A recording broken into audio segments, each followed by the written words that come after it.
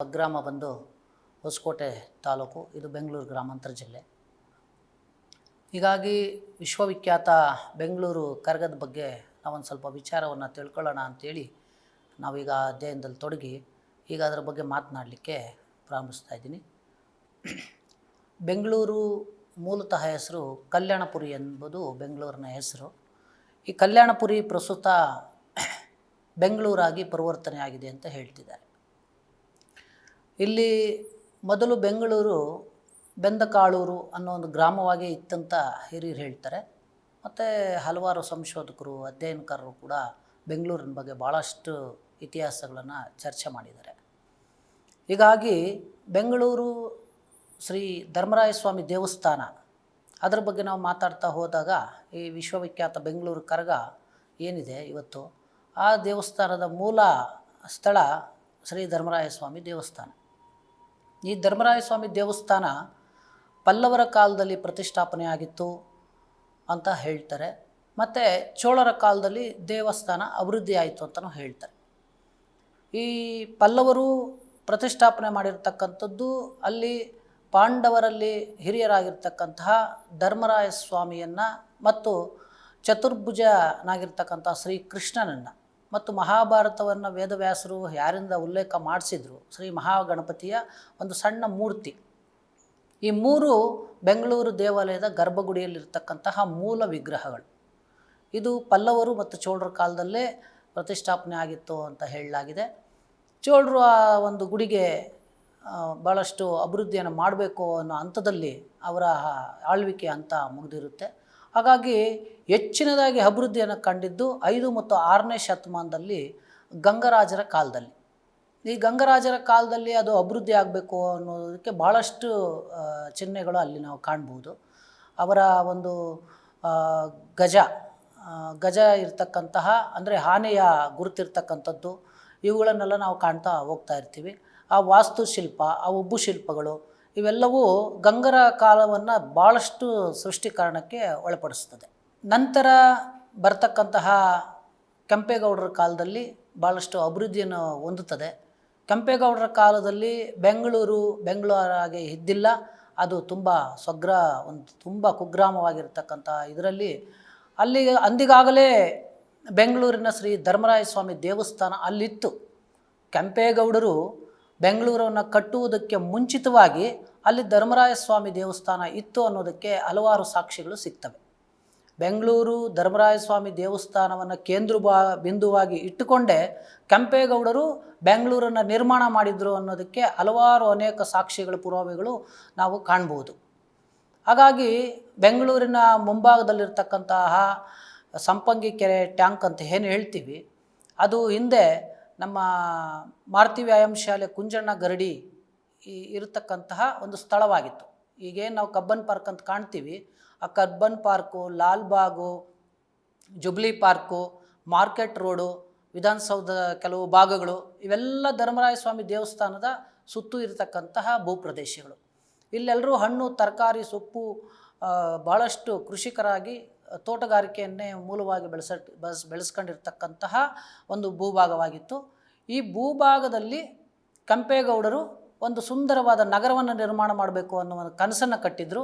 ಬೆಂಗಳೂರು ಕೇಂದ್ರ ಬಿಂದುವಾಗಿರ್ತಕ್ಕಂತಹ ಶ್ರೀ ಧರ್ಮರಾಯ ಸ್ವಾಮಿ ದೇವಸ್ಥಾನವನ್ನೇ ಮತ್ತೆ ನಾನು ಅದನ್ನೇ ಪುನರುಚ್ಚರಿಸ್ತಾ ಇದ್ದೀನಿ. ಬೆಂಗಳೂರು ನಡುವೆ ಇರತಕ್ಕಂತಹ ಶ್ರೀ ಧರ್ಮರಾಯ ಸ್ವಾಮಿ ದೇವಸ್ಥಾನವನ್ನು ಕೇಂದ್ರ ಬಿಂದುವಾಗಿಟ್ಟುಕೊಂಡೇ ಕೆಂಪೇಗೌಡರು ಬೆಂಗಳೂರು ನಗರವನ್ನು ನಿರ್ಮಾಣ ಮಾಡಿದರು ಅನ್ನೋದಕ್ಕೆ ಹಲವಾರು ಸಾಕ್ಷಿಗಳು ಮತ್ತು ಪುರಾವೆಗಳು ಅದನ್ನು ಪುಷ್ಟೀಕರಣಗೊಳಿಸ್ತದೆ. ಕೆಂಪೇಗೌಡರು ಬೆಂಗಳೂರು ನಗರವನ್ನು ನಿರ್ಮಾಣ ಮಾಡಬೇಕಾದ್ರೆ ಎಲ್ಲ ಜಾತಿ, ಮತ, ಭೇದ, ಪಂಥಗಳಿಗೋಸ್ಕರ ಅವರವರದೇ ಆದಂತಹ ಪೇಟೆಗಳನ್ನು ನಿರ್ಮಾಣ ಮಾಡಿದರು. ಅಲ್ಲಿ ಹಲಸೂರು ಪೇಟೆ, ಗಾಣಿಗರ ಪೇಟೆ, ಬೆಸ್ತರ ಪೇಟೆ, ಗೊಲ್ಲರ ಪೇಟೆ, ಸುಣ್ಕಲ್ ಪೇಟೆ, ಮಾರುಕಟ್ಟೆ ರಸ್ತೆ, ಈ ಥರ ಎಲ್ಲ ಸಮುದಾಯಕ್ಕೂ ಒಂದೊಂದು ಪೇಟೆಗಳನ್ನು ನಿರ್ಮಾಣ ಕೊಡೋದು. ಅದು ವೃತ್ತಿಯೂ ಸಹ ಹಾಗೇ ಇತ್ತು. ಕೆಲವು ಸುಣ್ಣ ಮಾರ್ತಕ್ಕಂಥ ಒಂದು ಭಾಗವನ್ನು ಸುಣ್ಕಲ್ ಪೇಟೆ ಅಂತಲೂ, ಇನ್ನೊಂದು ನಮ್ಮ ವೈನಿಕುಲ ಕ್ಷತ್ರಿಯ ಸಮುದಾಯ ಇರತಕ್ಕಂತಹ ಪೇಟೆಯನ್ನು ಹಲಸೂರು ಪೇಟೆ ಅಂತಲೂ, ಇದೀಗ ಇತ್ತೀಚೆಗೆ ಅದನ್ನು ತಿಗಳರ ಪೇಟೆ ಅಂತ ಕೆಲವೇ ವರ್ಷಗಳ ಹಿಂದೆ ಅಂದೇಳಿದ್ರೆ ಜಯಚಾಮರಾಜೇಂದ್ರ ಒಡೆಯರ ಕಾಲದಲ್ಲೂ ಅಥವಾ ದೇವರಾಜ ಅರಸವರ ಕಾಲದಲ್ಲಿ ಅದನ್ನು ಪರಿವರ್ತನೆ ಮಾಡಿದ್ದಾರೆ. ಹಾಗಾಗಿ ಎಲ್ರಿಗೂ ಸಮಾನತೆಯನ್ನು ಸಾರುವಂತಹ, ಎಲ್ರಿಗೂ ಸಮಾನವಾದ ನ್ಯಾಯವನ್ನು ಒದಗಿಸುವಂಥ ಕೆಲಸವನ್ನು ಕೆಂಪೇಗೌಡರು ಮಾಡಿರೋದು ಅಂದಿನ ಕಾಲಕ್ಕೆ ಭಾಳಷ್ಟು ದೊಡ್ಡ ಅಭಿವೃದ್ಧಿಯ ಕಾರ್ಯ ಅಂತ ನಾವು ಹೇಳ್ಬೋದು. 1811ರಲ್ಲಿ ಮೈಸೂರು ಮಹಾರಾಜರು ಆಗಿರ್ತಕ್ಕಂತಹ ಇಮ್ಮಡಿ ಕೃಷ್ಣರಾಜೇಂದ್ರ ಒಡೆಯರು ನಮ್ಮ ಸನ್ನಿಧಿಗೆ ಭೇಟಿ ಕೊಟ್ಟಿರ್ತಾರೆ. ಶ್ರೀ ಧರ್ಮರಾಯ ಸ್ವಾಮಿ ದೇವಸ್ಥಾನದ ಸನ್ನಿಧಿಗೆ ಭೇಟಿ ಕೊಟ್ಟು ಅಲ್ಲಿರ್ತಕ್ಕಂತಹ ದೇವಾಲಯದ ಕರಗ ಆಗಿರ್ಬೋದು, ಅಲ್ಲಿನ ಒಂದು ಐನಕುಲ ಕ್ಷತ್ರಿಯರ ಸಂಪ್ರದಾಯ ಸಂಸ್ಕೃತಿ, ಆ ವಿಶಿಷ್ಟವಾಗಿರ್ತಕ್ಕಂಥ ವಿಭಿನ್ನವಾಗಿರ್ತಕ್ಕಂಥ ಕಾರ್ಯಾಚರಣೆಗಳೆಲ್ಲವನ್ನು ನೋಡಿ ಆ ದೇವಸ್ಥಾನಕ್ಕೆ ಭಾಳಷ್ಟು ಮಠಮಾನ್ಯಗಳನ್ನು ಯಾವ ರೀತಿ ಎಲ್ರಿಗೂ ದಾನವಾಗಿ ಇನಾಮತಿಯಾಗಿ ಕೊಡ್ತಾಯಿದ್ರು, ಅದೇ ರೀತಿ ನಮ್ಮ ಧರ್ಮರಾಯ ಸ್ವಾಮಿ ದೇವಸ್ಥಾನಕ್ಕೂ ಕೂಡ ಅವರ ದೇವಸ್ಥಾನದ ಅಭಿವೃದ್ಧಿಗೂ ಕೂಡ ಅವರು ದೋಪನಹಳ್ಳಿ, ಇಂದ್ರನಗರ, ನೀಲಸಂದ್ರ, ಹೊಂಗಸಂದ್ರ ಈ ಗ್ರಾಮಗಳಲ್ಲಿ 100 ಎಕರೆಗಳನ್ನು ದೇವಸ್ಥಾನ ಅಭಿವೃದ್ಧಿಗೆ ಮತ್ತು ಆ ಸಮುದಾಯದ ಅಭಿವೃದ್ಧಿಗೆ ಭೂಭಾಗಗಳನ್ನು ದಾನವಾಗಿ ನೀಡಿರ್ತಕ್ಕಂಥದ್ದು ಇಂದಿಗೂ ಕೂಡ ದಾಖಲೆಗಳು ಅವುಗಳನ್ನು ಆ ಮಹಾರಾಜರ ಒಂದು ದಾನದ ಕೊಡುಗೆಗಳನ್ನು ಇಂದಿಗೂ ಕೂಡ ಅದು ಹೇಳ್ತವೆ. 1978ರಲ್ಲಿ ಪ್ರಾಚ್ಯವಸ್ತು ಸಂಶೋಧಕರಾಗಿರ್ತಕ್ಕಂಥವ್ರು ಒಬ್ಬರು 900 ವರ್ಷಗಳಿಗಿಂತಲೂ ಹಳೆಯದಾಗಿರ್ತಕ್ಕಂಥ ಈ ದೇವಸ್ಥಾನ ಅಂಥೇಳಿ ಅವರ ಸಂಶೋಧನೆ ಮೂಲಕ ಅದನ್ನು ದೃಢೀಕರಿಸಿರ್ತಾರೆ. 1935ರಲ್ಲಿ ನಲ್ವಡಿ ರಾಜಕೃಷ್ಣ ಒಡೆಯರು ವನ್ಯಕುಲ ಕ್ಷತ್ರಿಯರ ಸಂಸ್ಕೃತಿ, ಆಚಾರ, ವಿಚಾರ ಇವುಗಳ ಬಗ್ಗೆ ಹೆಚ್ಚಿನ ಆಸಕ್ತಿಯನ್ನು ವಹಿಸ್ತಾರೆ. ಇದೇನು ವಿಶೇಷವಾಗಿರ್ತಕ್ಕಂಥ ಕರಗ, ಅದರ ಒಂದು ಏನು ಪರಿಪರಿಯಾಗಿರ್ತಕ್ಕಂಥ ಕಾರ್ಯಕ್ರಮಗಳು ಇವುಗಳನ್ನು ನೋಡಿ ಅವ್ರಿಗೊಂಥರ ಕುತೂಹಲ ಮೂಡುತ್ತೆ. ಇಂತಹ ಒಂದು ಕಾರ್ಯಕ್ರಮ ಇಲ್ಲಿ ನಡೀತಾ ಇದೆ, ಇದು ತುಂಬ ವಿಶಿಷ್ಟವಾಗಿದೆ, ಇಂಥ ಕಾರ್ಯಕ್ರಮವನ್ನು ನಾವು ಇದಕ್ಕೆ ನಮ್ಮ ನಾಡಿನಲ್ಲಿ ಈ ಥರದ್ದೆಲ್ಲ ಆಚರಣೆ ಆಗುತ್ತಲ್ಲ ಅನ್ನೋ ಒಂದು ನಿಟ್ಟಲ್ಲಿ ಅವುಗಳನ್ನು ಏನಾದರೂ ಮಾಡಿ ಇಂಥ ವಿಶಿಷ್ಟ ಕಾರ್ಯಕ್ರಮನ ಅಭಿವೃದ್ಧಿಪಡಿಸಬೇಕು, ಇದಕ್ಕೆ ಒಂದು ಗಟ್ಟಿಯಾದ ನೆಲೆಯನ್ನು ತೋರಿಸ್ಬೇಕು ಅಂಥೇಳಿ ಅಂದಿನ ಕಾಲಕ್ಕೆ ಅವರು ಆ ಒಂದು ಕರಗದ ಬಗ್ಗೆ, ಆ ಸಮುದಾಯದ ಬಗ್ಗೆ ನೀವೊಂದು ಅಧ್ಯಯನ ಮಾಡಿ ಅಂಥೇಳಿ ಮೈಸೂರು ವಿಶ್ವವಿದ್ಯಾಲಯದ ಕನ್ನಡ ಪ್ರಾಧ್ಯಾಪಕರಾಗಿ ಕೆಲಸ ಮಾಡ್ತಕ್ಕಂತಹ ಡಾಕ್ಟರ್ ಕೆ ವೆಂಕಟಸ್ವಾಮಿ ನಾಯಕ ವರ್ಮ ಅವರನ್ನು ನಿಯೋಜಿಸಿ ವನ್ನಿ ದರ್ಪಣ ಅನ್ನೋ ಪುಸ್ತಕವನ್ನು ಅವರ ಕೈಯಲ್ಲಿ ಉಲ್ಲೇಖ ಮಾಡಿಸ್ತಾರೆ. ಇಂದಿಗೂ ಸಹ ಶ್ರೀ ಧರ್ಮರಾಯ ಸ್ವಾಮಿ ದೇವಸ್ಥಾನದ ಆಸುಪಾಸಲ್ಲಿರ್ತಕ್ಕಂತಹ ಮತ್ತು ಆ ಸಮುದಾಯಕ್ಕೆ ಸೇರಿರ್ತಕ್ಕಂತಹ ಭಾಳಷ್ಟು ಜನ ಮಹಾರಾಜರ ನಿಕಟವರ್ತಿಗಳಾಗಿದ್ದು, ಮಹಾರಾಜರಿಗೆ ತುಂಬ ನಿಷ್ಠಾವಂತರಾಗಿದ್ದು ಈ ವನ್ಯಕುಲ ಕ್ಷತ್ರಿಯ ಸಮುದಾಯ ಅವರ ಒಂದು ಮಹಾರಾಜರಿಗೆ ಯಾವುದೇ ಕೃಷಿ ಆಗಿರ್ಬೋದು ಅಥವಾ ಹಣ್ಣು ತರಕಾರಿ ಬೆಳೆದು ಅವರಿಗೆ ನೀಡುವಂಥದ್ದಾಗಿರ್ಬೋದು, ಯಾವುದೇ ಮಸಾಲೆ ಪದಾರ್ಥಗಳನ್ನು ಆಗಿರಬಹುದು, ಇಂಥವುಗಳನ್ನೆಲ್ಲ ನಿಷ್ಠಾವಂತರಾಗಿ ರಾಜಮನೆತನಕ್ಕೆ ಭಾಳ ನಿಷ್ಠೆಯಿಂದ ಪ್ರಾಮಾಣಿಕವಾಗಿ ನಡೆದು ಬಂದಂತಹ ಒಂದು ಸಮುದಾಯ ಇದಾಗಿರೋದ್ರಿಂದ ಅಂಥವರಿಗೆಲ್ಲನೂ ಮಹಾರಾಜರು 10 ಎಕರೆ 20 ಎಕರೆ 5 ಎಕರೆ ಈ ಥರ ಜಮೀನುಗಳನ್ನು ಅವರಿಗೆ ದಾನವಾಗಿ ಕೊಟ್ಟಿರ್ತಕ್ಕಂತಹ ಉಲ್ಲೇಖಗಳು ಕೂಡ ನಮಗೆ ಇವತ್ತು ಇಲ್ಲಿ ವಿಜಯನಗರ ಕಾಲದಿಂದಲೂ ದೇವಸ್ಥಾನಕ್ಕೆ ಕರಗಕ್ಕೆ ಭಾಳಷ್ಟು ಮಾನ್ಯತೆ ದೊರೆತಿದೆ. ವಿಜಯನಗರದ ಅರಸರಾಗಿರ್ತಕ್ಕಂತಹ ಶ್ರೀ ಕೃಷ್ಣದೇವರಾಯರ ಕಾಲದಲ್ಲೂ ಕರಗ ಭಾಳಷ್ಟು ಕಡೆ ನಡೀತಾ ಇತ್ತು. ಅವರ ವ್ಯಾಪ್ತಿ ತಮಿಳುನಾಡು ಆಗಿರ್ಬೋದು ಅಥವಾ ಕರ್ನಾಟಕ ಆಗಿರ್ಬೋದು, ಇನ್ನಷ್ಟು ಕಡೆ ಭಾಳಷ್ಟು ವ್ಯಾಪಿಸಿರ್ತಕ್ಕಂಥದ್ದು. ಮೈಸೂರು ದಸರಾ ಎಷ್ಟು ಮಾನ್ಯತೆಯನ್ನು ಪಡೆದಿದೆ, ಬೆಂಗಳೂರು ಕರಗ ಅಷ್ಟೇ ಮಾನ್ಯತೆಯನ್ನು ಗಳಿಸಿರ್ತಕ್ಕಂಥದ್ದು ವಿಶೇಷವಾಗಿರ್ತಕ್ಕಂಥದ್ದು. ಈ ದೇವಸ್ಥಾನಕ್ಕೆ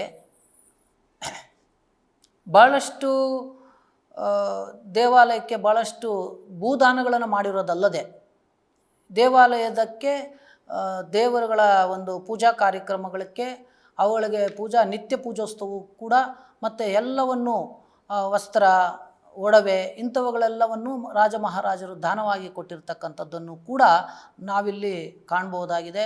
ಹಾಗಾಗಿ ಟಿಪ್ಪು ಸುಲ್ತಾನ್ ಕಾಲದಲ್ಲಿಯೂ ಕೂಡ ದೇವಸ್ಥಾನದ ದ್ರೌಪದಿ ಮಾತೆ ಮತ್ತು ಧರ್ಮರಾಯ ಸ್ವಾಮಿ ಶ್ರೀ ಕೃಷ್ಣನ ಆ ಒಂದು ವಿಗ್ರಹಗಳಿಗೆ ಬಂಗಾರದ ಒಡವೆಗಳನ್ನು, ಆ ಪೂಜಾ ಸಾಮಗ್ರಿಗಳನ್ನು ಕೊಟ್ಟಿರೋದನ್ನು ಇಂದಿಗೂ ಕೂಡ ಮುಜರಾಯಿ ಇಲಾಖೆಯವರು ಪ್ರತಿ ವರ್ಷ ದೇವಸ್ಥಾನಕ್ಕೆ ತಂದು ಅದನ್ನು ಪೂಜಾ ಕಾರ್ಯಕ್ರಮಗಳು ಮುಗಿದ ನಂತರ ಮತ್ತೆ ಮುಜರಾಯಿ ದೇವಸ್ಥಾನದ ಇಲಾಖೆಗೆ ವಾಪಸ್ಸು ತಗೊಂಡೋಗ್ತಾರೆ. ಅದು ಕೂಡ ಈ ದೇವಸ್ಥಾನದಲ್ಲಿ ನಾವು ಕಾಣ್ಬೋದಾಗಿದೆ. ಒಮ್ಮೆ ಬ್ರಿಟಿಷ್ ಅಧಿಕಾರಿಗಳು ಕರಗ ನಡೆಯೋ ಹೊತ್ತಿನಲ್ಲಿ ಏನಿದು ಭಾಳಷ್ಟು ಕರಗ ನಡೀತಾ ಇದೆಯಲ್ಲ, ಇಲ್ಲಿ ರಾತ್ರಿಯೆಲ್ಲ ತುಂಬ ಈ ಗೋವಿಂದ ನಾಮಸ್ಮರಣೆ ಮತ್ತು ಭಾಳಷ್ಟು ಜನ ಸೇರಿ ಇಲ್ಲಿ ಒಂದು ಕಾರ್ಯಕ್ರಮವನ್ನು ಮಾಡ್ತಾರಲ್ಲ, ಈ ಖಡ್ಗವನ್ನು ಹೆಂಗೆ ಇದನ್ನೆಲ್ಲ ತಗೊಂಡು ಹೋಗ್ತಾರೆ, ಯಾಕೆ ಇದೆಲ್ಲ ನಾವು ರೂಲ್ಸ್ ಆ್ಯಂಡ್ ರೆಗ್ಯುಲೇಷನ್ ಯಾಕೆ ಇವರು ಬ್ರಿಟಿಷರದನ್ನು ಪಾಲನೆ ಮಾಡ್ತಾ ಇಲ್ಲ, ಇವರು ಯಾವುದೋ ಸಂಸ್ಕೃತಿ ಆಚರಣೆನ ಮಾಡ್ತಿದ್ದಾರೆ ಅನ್ನೋ ನಿಟ್ಟಲ್ಲಿ ಅದನ್ನು ಬಂದು ತಡೀಲಿಕ್ಕೆ ಬರ್ತಾರೆ. ಆಗ ಇಷ್ಟೊಂದು ಶಾರ್ಪ್ ಆಗಿರ್ತಕ್ಕಂಥ, ಇಷ್ಟೊಂದು ಹರಿತವಾಗಿರ್ತಕ್ಕಂಥ ಖಡ್ಗದಲ್ಲ ಇವರು ಅಲಗು ಸೇವೆ ಅಂತಾರೆ ಅದನ್ನು ಇವರು ಎದೆಗಳ ಮೇಲೆ ಪ್ರಹಾರ ಮಾಡ್ತಾರಲ್ಲ, ಇದರಲ್ಲಿ ಏನೋ ಒಂದು ವಿಸ್ಮಯ ಅಡಗಿದೆ, ಇಲ್ಲ ಇದ್ರ ಏನೋ ಒಂದು ತಾಂತ್ರಿಕತೆ ಅಡಗಿದೆ ಅಂಥೇಳಿ ಅವರು ಅದನ್ನು ಪರೀಕ್ಷೆ ಮಾಡಲಿಕ್ಕೆ ಅವರದೇ ಆದಂತಹ ಒಂದು ಅಲಗು ಕತ್ತಿಗಳನ್ನು ಖಡ್ಗಗಳನ್ನು ತಂದು ಕೊಡ್ತಾರೆ. ಅದರಲ್ಲೂ ಕೂಡ ವೀರಕುಮಾರರು ಅಲಗು ಸೇವೆಯನ್ನು ಮಾಡ್ತಾರೆ. ಆ ಅಲಗು ಸೇವೆ ಎಂಥದ್ದು ಭಯಂಕರವಾಗಿರುತ್ತೆ ಅಂತ ಹೇಳಿದ್ರೆ ಆ ಅಲಗು ಖಡ್ಗಗಳೇ ಬಾಗಿ ಹೋಗ್ತವೆ. ಆ ಥರದ್ದೊಂದು ಅಲಗು ಸೇವೆಯನ್ನು ಮಾಡ್ತಾರೆ. ಆ ಅಲಗು ಅದಕ್ಕೂ ಇದರಲ್ಲಿ ಏನೋ ಒಂದು ಸತ್ಯ ಇದೆ, ಈ ಕರಗ ಮಹೋತ್ಸವದಲ್ಲಿ ಯಾವುದೋ ಒಂದು ಮಹಾಶಕ್ತಿ ಅಡಗಿದೆ. ನಾವು ಯುದ್ಧ ಹೋರಾಟಗಳಲ್ಲಿ ಅಥವಾ ಯಾವುದೇ ಒಂದು ಅಸ್ತ್ರ ನಮಗೆ ತಾಗಿದರೆ ನಮ್ಮ ಮೈಯಲ್ಲಿ ಯಾವುದೇ ರಕ್ತಸಿಕ್ತವಾಗುತ್ತ ಗಾಯಗಳಾಗ್ತವೆ. ಆದರೆ ಇವರು ಗೋವಿಂದ ನಾಮಸ್ಮರಣೆ ಜೊತೆ ಈ ಅಲಗು ಸೇವೆ ಮಾಡ್ತಾರಲ್ಲ, ಇದರಲ್ಲಿ ಯಾವುದೇ ರೀತಿ ಕಿಂಚಿತ್ತು ಕೂಡ ಯಾವುದೇ ಬಾಧಕ ಆಗದೆ ಇವರು ಮಾಡ್ತಾರಲ್ಲ ಅಂತ ಅವರು ಆಶ್ಚರ್ಯಚಕಿತರಾಗ್ತಾರೆ. ಆವತ್ತಿಂದ ಏನೇನು ಇಂಡಿಯನ್ ವೆಪನ್ಸ್ ಆಕ್ಟ್ ಏನಿದೆ, ಆ ಆಕ್ಟ್ ಇವರಿಗೆ ಬರೋದಿಲ್ಲ. ಪ್ರತಿ ಈ ಕ್ಷತ್ರಿಯ ಮನೆತನಗಳಲ್ಲಿ, ಅಂದರೆ ಈ ವೈನಿಕುಲ ಕ್ಷತ್ರಿಯ ಮನೆತನದಲ್ಲಿ ಏನು ಇಂಡಿಯನ್ ವೆಪನ್ಸ್ ಆಕ್ಟ್ ಏನಿದೆ ಅದನ್ನು ಇವರಿಗೆ ಅಳವಡಿಸ್ಲಿಕ್ಕೆ ಬರೋದಿಲ್ಲ. ಇವರು ಪ್ರತಿಯೊಬ್ಬರೂ ಕೂಡ ಈ ಕರಗ ಶಕ್ತೋತ್ಸವ ಮಾಡ್ತಕ್ಕಂಥ ಕುಟುಂಬಗಳು ಅಥವಾ ಆ ಸಮುದಾಯದಲ್ಲೂ ಪ್ರತಿ ಮನೆಯಲ್ಲೂ ಕೂಡ ಖಡ್ಗವನ್ನು ಇಟ್ಕೋಬೋದು ಅಂತೇಳಿ ಒಂದು ಶಾಸನ ಸನ್ನದ್ದನ್ನು ಹೊರಡಿಸ್ತಾರೆ.